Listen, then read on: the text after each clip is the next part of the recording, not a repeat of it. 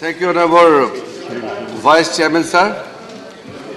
First of all, I am extremely grateful to all the honorable members who have given very fruitful, very important suggestion, as well as raised certain questions and queries and concerns also, which is plaguing the Indian system of arbitration, and also they have given me some way forward. I am a great learner in that sense. I always welcome all the suggestions, and I've noted down and also applied my memory to register all the important suggestions which have come from across the sides of the House. I would like to thank Vivek Tankha ji, Sushil Kumar Modi ji, Sukhendra Shekhar Roy ji, P. Wilson ji, Sushil Kumar Gupta ji, Prasant Nanda ji, V. Vijay Reddy ji, Professor Manoj Kumar Jha ji, Vikas Ranjan Bhattacharya ji, Vinay Vishwam ji, Ramnath Thakur ji, Dr. M. Thambidurai ji, Rakesh Sinha ji, Vandana Chavan ji, Ghanshyam Tiwari ji, Priyanka Chaturvedi ji, Sakaldeep Rajbhar ji, J.K. Vasan ji, Ram ji, and Mahesh Jethmalani ji for making significant contributions while taking part in the discussion. First of all, sir, the immediate concern which comes into our mind is why so far India could not emerge as an international hub for arbitration. ये कई लोगों ने सवाल किया है. आज हम दुनिया का 5वीं सबसे बड़ी आर्थिक शक्ति है. We are the 5th biggest economy in the world. Yet we are not still the international hub of arbitration. ये जायज है, सबको ये सवाल उठेगा ही. और मैंने भी सर कई सालों से ये सोचा है कि छोटे छोटे देश और छोटे छोटे शहर अंतर्राष्ट्रीय आर्बिट्रेशन का सेंटर बन चुके हैं, हम क्यों उभर के नहीं आ पाया. कई कारण है और कुछ कारणों का जिक्र भी हुआ, कुछ कारण मैं बताऊंगा. लेकिन अगर हम सरकार और पूरा सदन चाहेगा और हम एकजुट होकर के एक आवाज से हम कोशिश करेंगे, तो मैं आपके सामने में कह सकता हूं पूरा कॉन्फिडेंस के साथ कि मोदी जी के नेतृत्व में जो हम कदम उठा रहे हैं, आने वाले दिनों में भारत दुनिया का आर्बिट्रेशन का सेंटर जरूर बनेगा. और उसी दृष्टिकोण से ये आज अमेंडमेंट लाया गया है. कोई पूछ सकते हैं कि ये नाम चेंज, अब नाम चेंज लेकर के सवाल भी उठे हैं. अगर नाम में कुछ नहीं रखा तो फिर हम लोग का सबका नाम है. अगर हम लोग का नाम का कोई वैल्यू नहीं है तो फिर किसी सेंटर का भी कोई वैल्यू नहीं होता है. मैं तो ये मानता हूं कि नाम में बहुत कुछ रखा होता है और नाम सही नाम रखेंगे तो वो अच्छा नाम से अच्छा काम भी होता है. और जब कई सदस्यों ने इसका जिक्र भी किया कि जब भारत बहुत विशाल देश है, हम कोई सिंगापुर नहीं है, देश ही शहर है. ये विविधता से भरा इतना विशाल देश है, इतना बड़ा देश, इतना शहर है. कई चेन्नई है, कई मुंबई है, कोलकाता है, गुवाहाटी है, दिल्ली है, श्रीनगर है, बेंगलोर, हैदराबाद, जयपुर, अहमदाबाद, कितना हमारे पास शहर जो वर्ल्ड क्लास शहर बनते जा रहे हैं. तो अपने अपने शहर में सबका सेंटर है. सबने आज हमारे पास हमारे देश में कई ऐसे सेंटर है जो चल रहे हैं, आर्बिट्रेशन का काम चल रहे हैं. अपना अपना सेंटर का नाम है. उदाहरण के तौर पर बॉम्बे मिल owners association Mumbai, Bombay chamber of commerce and industry Mumbai, cotton textile export promotion council Mumbai. तो मुंबई शहर में इतना नाम है. अब कोलकाता का बात कीजिए, the Bengal Chambers of Commerce and Industry, Kolkata, Bengal National Chamber of Commerce and Industry, Kolkata, Indian Chambers of Commerce Council of Arbitration, Kolkata। ऐसा कितने शहरों में आर्बिट्रेशन का सेंटर बना हुआ है। दिल्ली में ही दिल्ली इंटरनेशनल आर्बिट्रेशन सेंटर बना हुआ है। जब ये बिल पारित हुआ, सारे सदस्यों ने सोचा और सरकार ने भी सोचा उस समय कि हमारा राजधानी नई दिल्ली है और नई दिल्ली के नाम से अगर हम ड्राइव करेंगे तो आगे बढ़ेगा। और बढ़ते बढ़ते जब ये देखा गया कि ऑलरेडी दिल्ली हाई कोर्ट के अधीन already Delhi international arbitration centre है और एक नई दिल्ली के नाम से चलाएगा, तो उसमें विरोधाभास होगा या कंफ्यूजन होगा या वो अच्छा भी नहीं लगेगा कि सेम नाम के दो संस्था एक ही शहर में चल रहे हैं। दूसरा, जैसे मैंने जिक्र किया, एक विशाल देश होने के कारण पूरा भारतवर्ष को समावित करके अगर हम कहते हैं कि इंडिया इंटरनेशनल आर्बिट्रेशन सेंटर, तो आपत्ति किसी को नहीं होना चाहिए। तो ज्यादातर मेंबर्स ने समर्थन किया है, मैं उसके लिए धन्यवाद देना चाहता हूं। अब आज तक हमारा देश में आर्बिट्रेशन का काम तो चल रहा है, लेकिन जो मूल कारण है जिसके वजह से हम अट्रैक्ट नहीं कर पाया, हमारा ही देश के बड़े बड़े बिजनेस लोग, हमारे देश के लोग विदेश प्रिफर करते हैं। लोग सिंगापुर जाते हैं, लंदन जाते हैं, हांगकांग जाते हैं, अलग अलग जगह जाते हैं। कई कारण है सर, लेकिन मैं मानता हूं कि इस पहल के बाद हम कई ऐसा चेंजेस आगे देखने वाले हैं जिससे हमारे उभरता हुआ आर्थिक शक्ति के साथ साथ हम एक मैग्नेट की तरह दुनिया का बिजनेस कम्युनिटी को हम इंडिया में अट्रैक्ट कर सकते हैं। आज के दिन में जो बहुत जिसको एक प्राथमिकता दिया जाता है, सिंगापुर इंटरनेशनल आर्बिट्रेशन सेंटर है, जो पिछले साल 469 केसेस वहां रेफर हुए हैं। हांगकांग इंटरनेशनल आर्बिट्रेशन सेंटर में 277 केसेस रेफर किए गए हैं। London court of international arbitration में 377 केसेस। इस तरीके से कई जो केसेस है जो हमारे देश के लोग भी बाहर जाते हैं, लेकिन संख्या के दृष्टि से आप देखेंगे दिल्ली इंटरनेशनल आर्बिट्रेशन सेंटर जो दिल्ली हाई कोर्ट के माध्यम से उसका देखरेख होता है, पिछले साल 3704 केसेस रेफर हुए हैं। लेकिन अब इसको बिजनेस का वॉल्यूम के हिसाब से कम हो सकते हैं, लेकिन हमारा देश ही इतना विशाल है कि हमारा अपने अंदर में अगर विदेश से नहीं भी आए, हम तो इंटरनेशनल बनाना चाहते हैं, अगर हमारे देश के लोग बाहर ना आ जाए, इतना भी अगर हम कर सकते हैं प्राथमिकता देकर के, ये भी हमारे लिए बहुत एक सफलता प्राप्त होगा।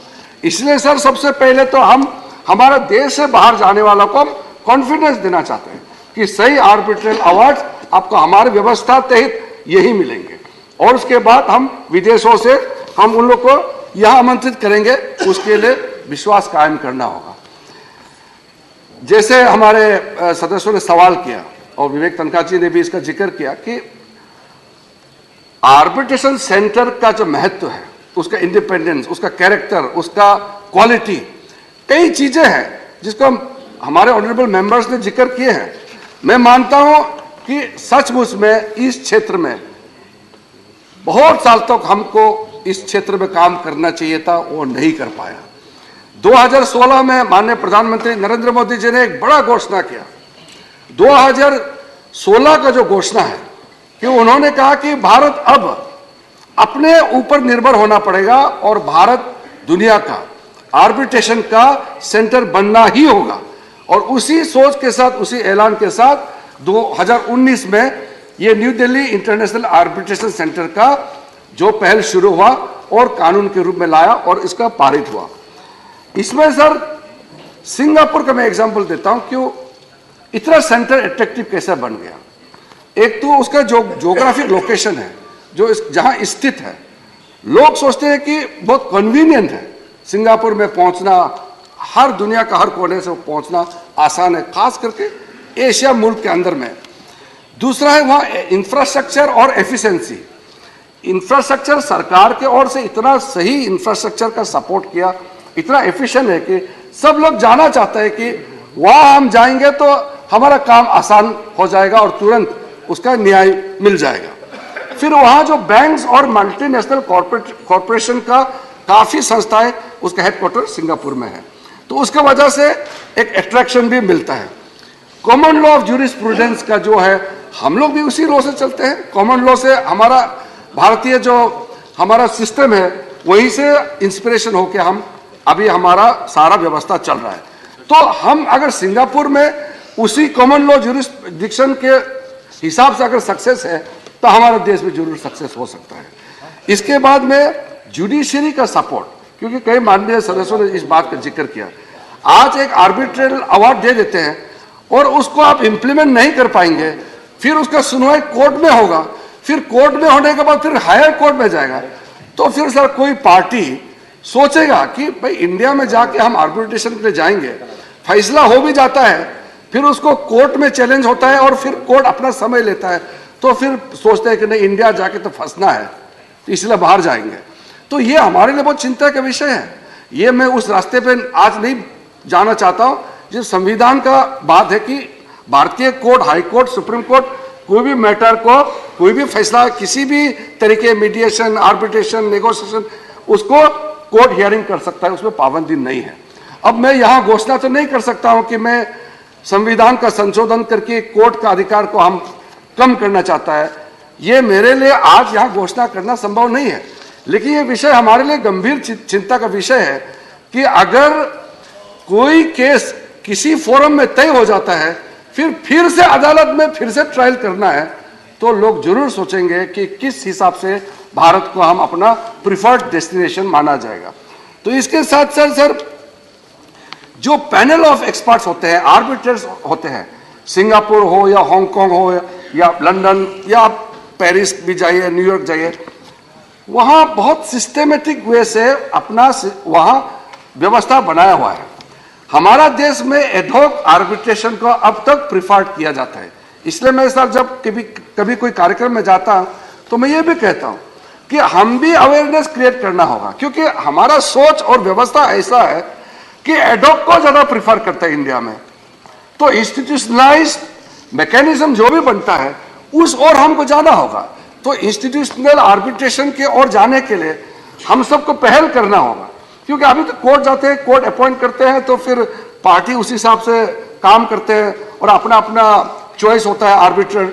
जो आर्बिट्रेटर्स का जो मामला आता है, तो फिर हमारे पास उतना क्वालिटी आर्बिट्रेटर्स भी नहीं है। और दूसरे जो हमारे जजों के बारे में टिप्पणी किया, मैं इस देश का लॉ मिनिस्टर होने के नाते जजेस या फॉर्मर जजेस के बारे में मैं ज़्यादा टिप्पणी नहीं करना चाहता हूं, लेकिन अब जो भी रिटायर्ड जजेस हैं हमारे देश में, सुप्रीम कोर्ट से लेकर के हाई कोर्ट के सब तो मैं नहीं कहूँगा, लगभग 90% तो मैं कह सकता हूँ कि वो आर्बिट्रेशन प्रिफर करते हैं, क्योंकि अब कोई असाइनमेंट देगा, महीने में 2 लाख रुपया मिलेंगे।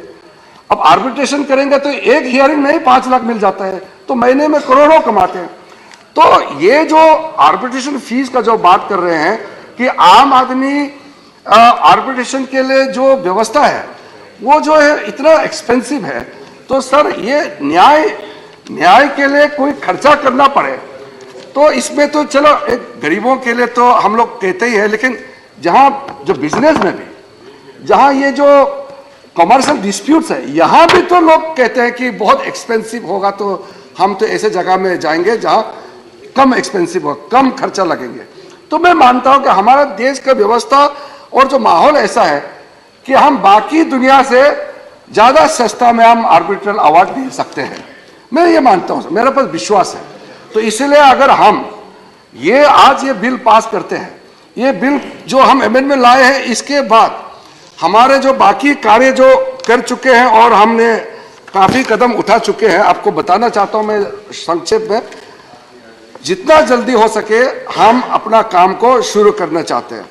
हमारे सुखेंदु जी और कई लोगों ने पूछा है कि हमने कार्य क्या क्या अभी तक किए हैं। मैं आपको बताना चाहता हूं, I would like to read in the English the steps we have taken. In 2019, you know how the ordinance was brought, and to make a clarification to you, it is not under the pressure of the World Bank that we brought this bill or the procedure. it is government's considered opinion and decision to bring this bill. And if you see, since 2015, the ranking of ease of doing business, India was ranking 142 in 2015. Overall rank was 142. Today, the last assessment we got in 2020 was India's rank is 63.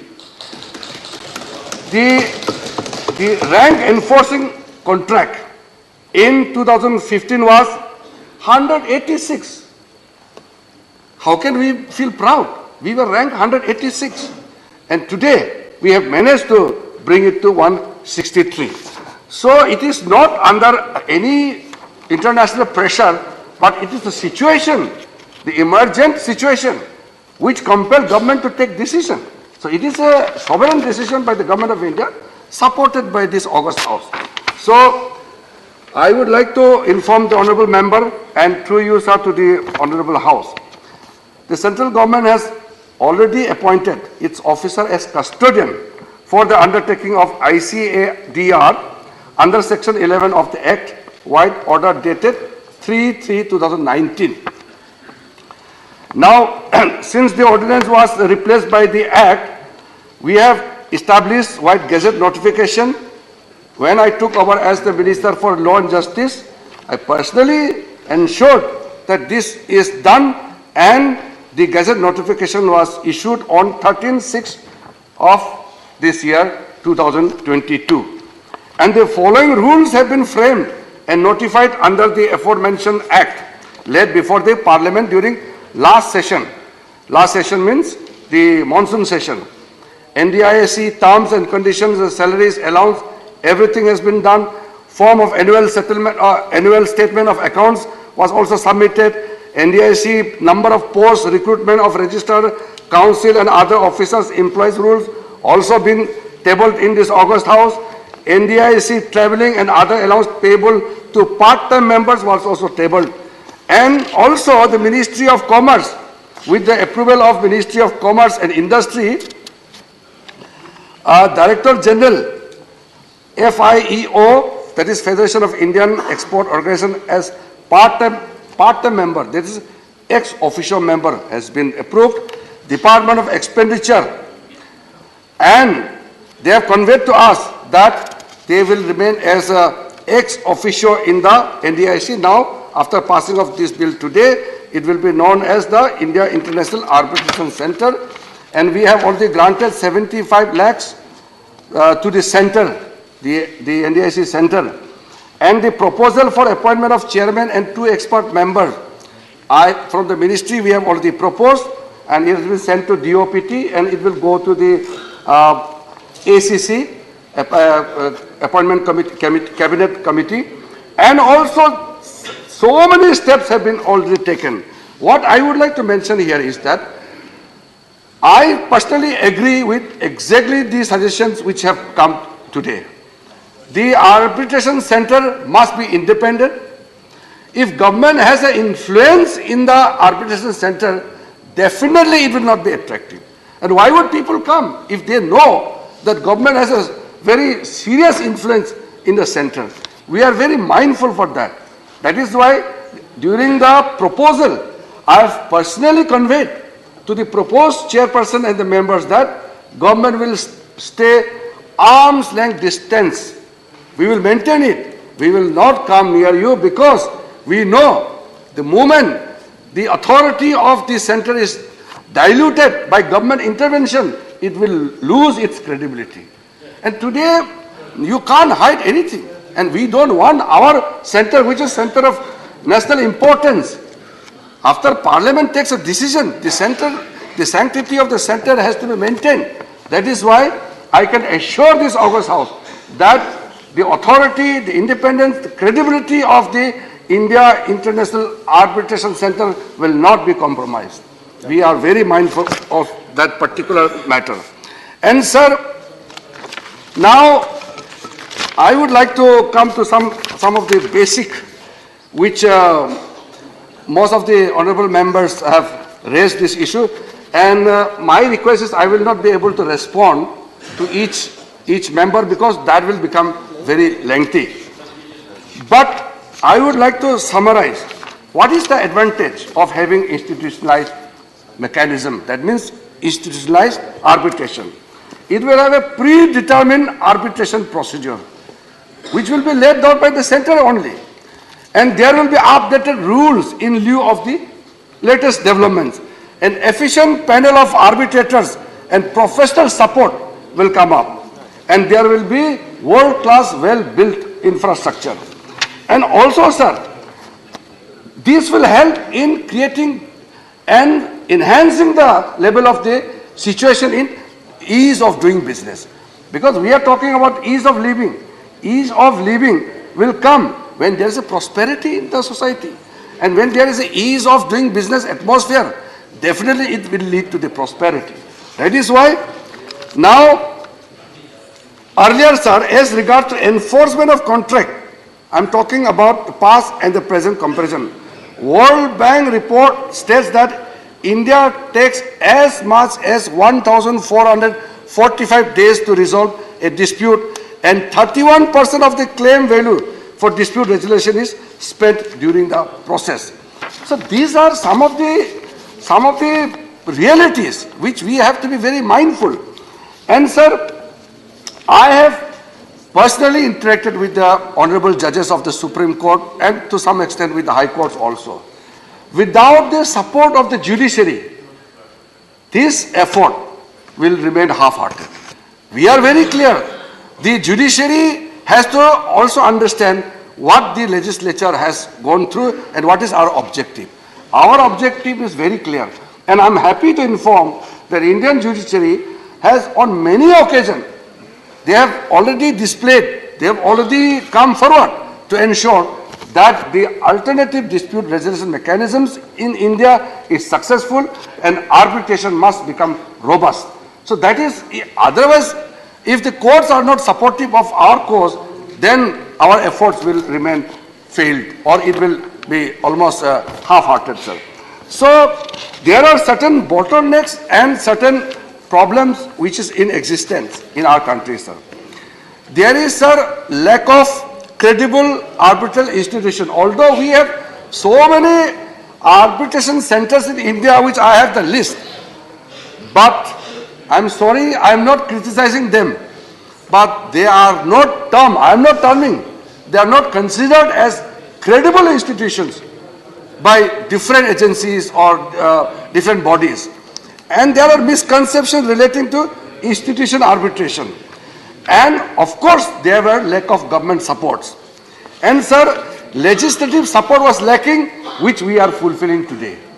So that is why I'm so grateful to this August House that while we are discussing about this serious and important matter, we are also saying that we are united in this effort. So we are definitely united, and the problems in ad hoc arbitration mainly is the proceedings get delayed. That is the main problem in the ad hoc practice which we have. And again, very sorry to say, the arbitrators are not treated as professionals, or they are not looked upon as professionals. And the awards, I'm sorry to say again, the awards are not of high quality. So if the arbitral awards are not of high quality, then there are negative comments from the judiciary. Then definitely there's a question of credibility which comes before us.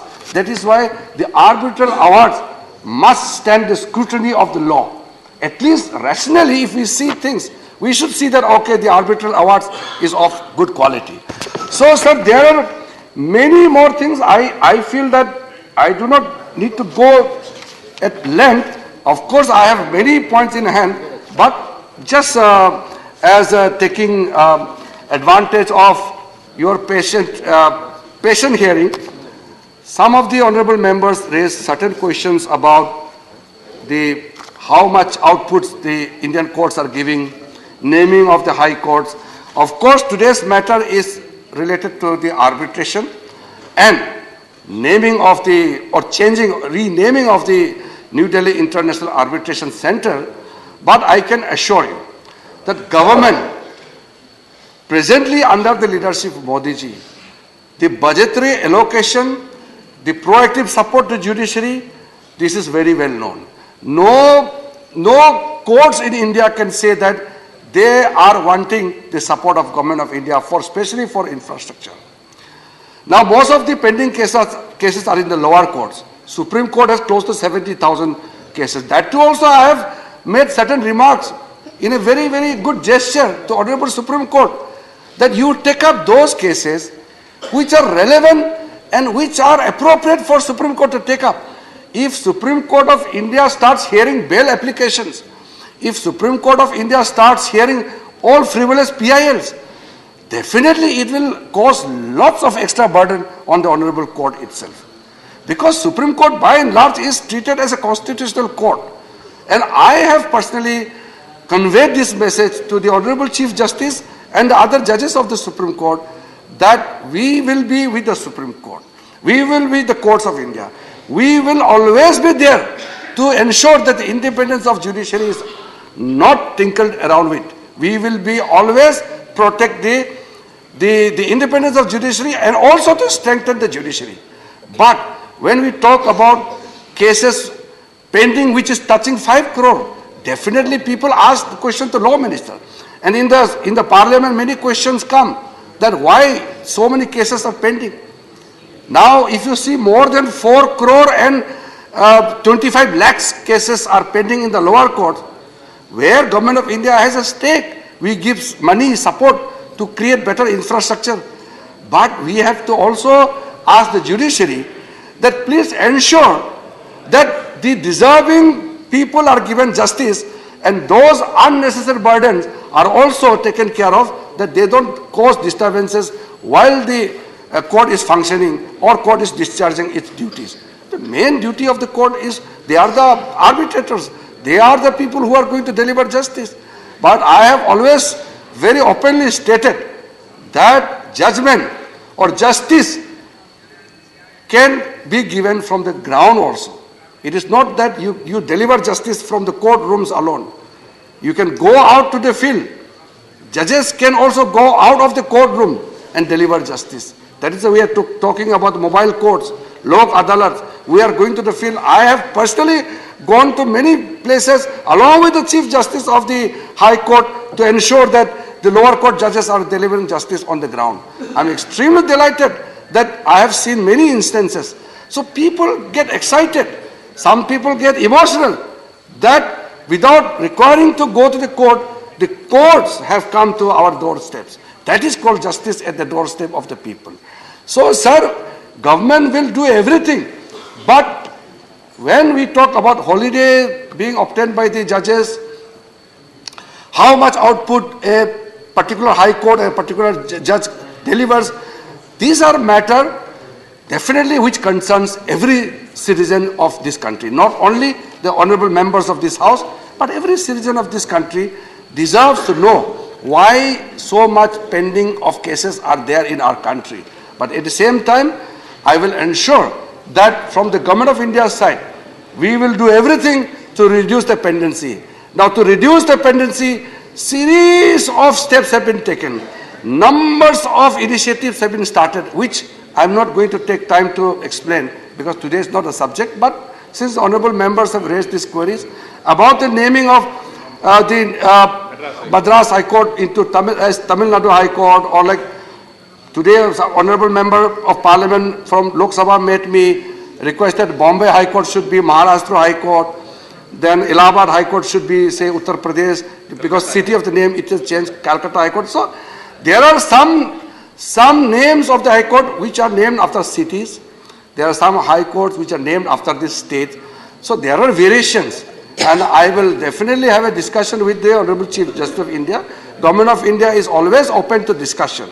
And of course, when honorable members raise this question, it is my responsibility to ensure that the suggestions are taken and to see that how far and to what extent we will definitely take action, and the sentiments of the people are reflected.